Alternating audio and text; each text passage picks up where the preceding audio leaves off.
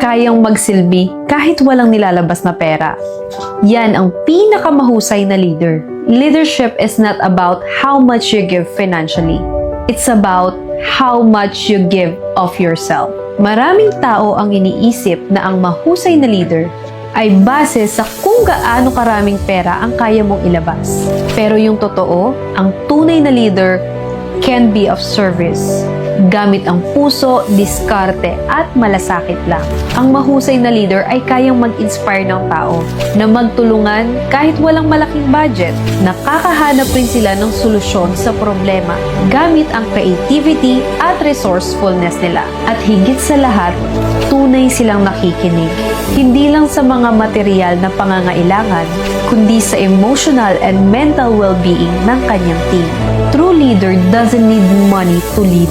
Hindi ito sukatan sa kayamanan, kundi sa kung paano mo ginagampanan ang responsibilidad mo.